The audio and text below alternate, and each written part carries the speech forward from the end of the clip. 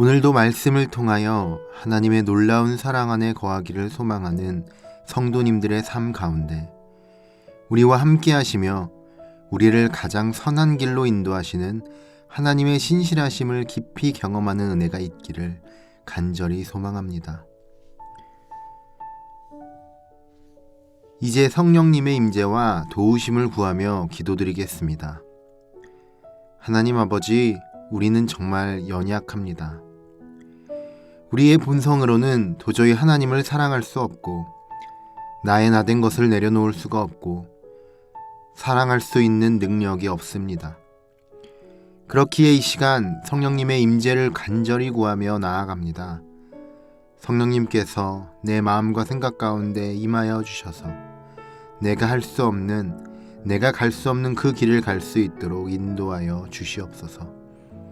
예수님의 이름으로 기도드립니다. 아멘. 하나님께서 오늘 우리에게 주신 말씀을 읽겠습니다.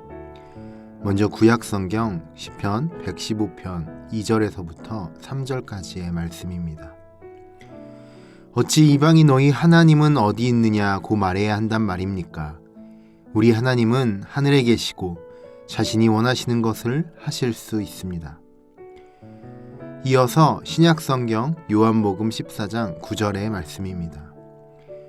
예수께서 말씀하십니다. 나를 본 사람은 아버지를 본 것이다.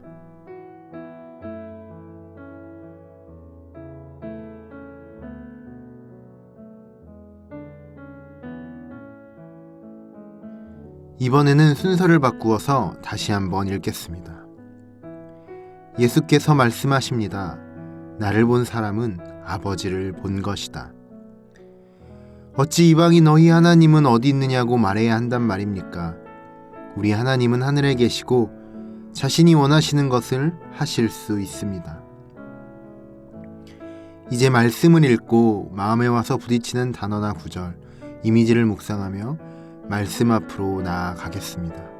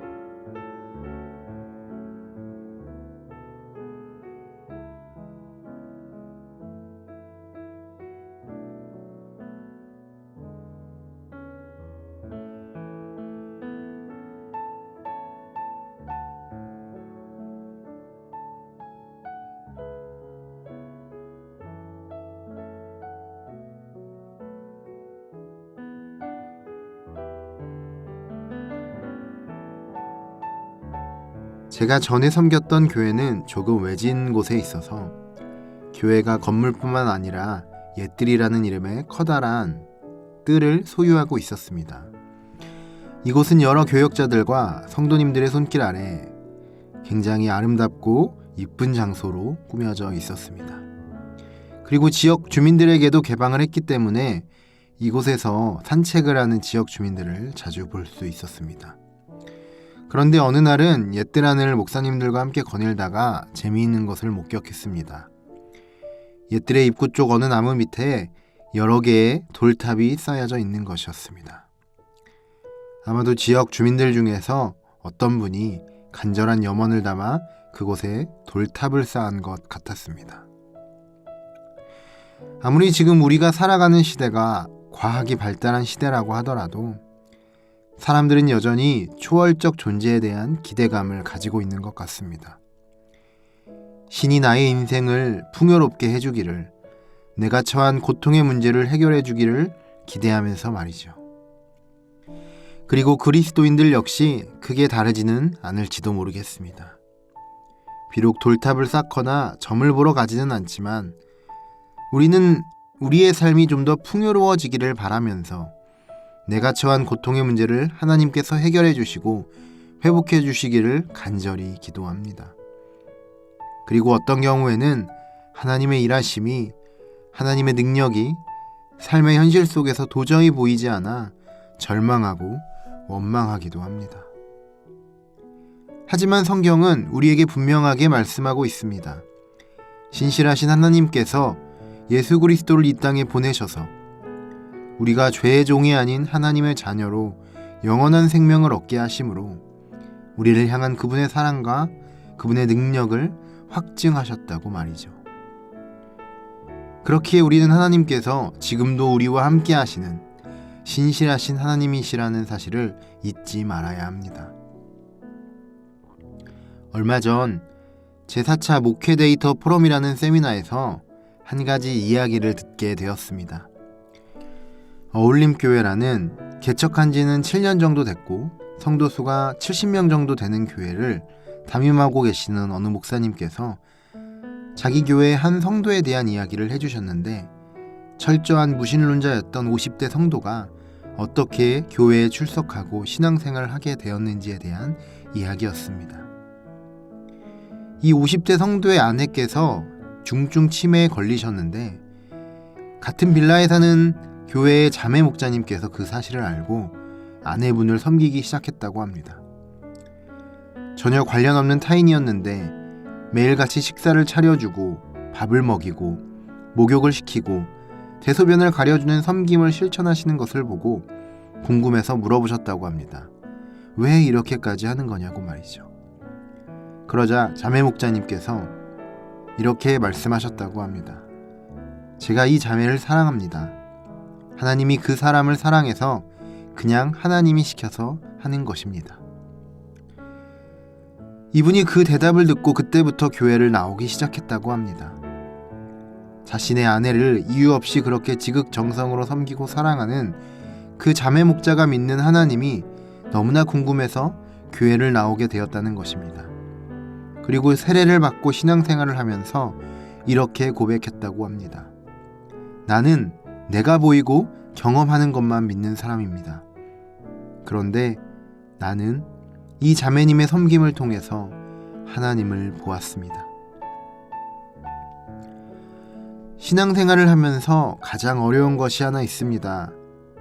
설교를 준비하는 것도 어렵고 수련회를 준비하는 것도 어렵지만 사실 가장 어려운 것은 나의 나된 것을 죽이는 것이 아닐까 합니다.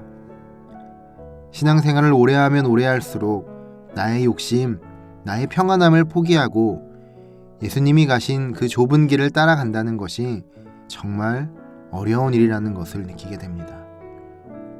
그것은 내 힘으로는 할 수 없는 일이라는 것도 깨닫게 됩니다. 그런데 하나님께서는 우리가 할 수 없는 그 일을 할 수 있도록 우리에게 섬김과 사랑의 능력을 주시는 분이라는 사실을 실제로 그러한 삶을 살아가는 분들의 이야기를 들으며 깨닫게 됩니다. 사랑하는 높은 뜻이야 성도 여러분, 예수님께서는 우리에게 영원한 생명을 주셨을 뿐만 아니라 우리와 함께 하시며 우리가 할 수 없는 일들을 할 수 있게 해주십니다. 우리의 삶을 통해, 섬김을 통해 믿지 않는 이들이 하나님의 영광을 볼 수 있게 그렇게 역사하십니다. 우리의 힘으로는 갈 수 없는 그 십자가의 길을 갈 수 있도록 우리를 부르시고 인도하여 주십니다. 그러므로 우리가 세상의 넓고 평탄한 길이 아닌 좁은 문, 좁은 길로 갈 수 있는 주님의 제자로 살아가기를 소망합니다. 비록 좁고 협착하여 도저히 갈 엄두가 나지 않는 길인 것 같지만 우리 주님께서 그곳에서 우리를 부르신다는 것을 깨닫고 그 좁은 길로 주님을 향한 믿음의 발걸음을 내딛는 우리 모두가 될 수 있기를 간절히 소망합니다. 기도하겠습니다.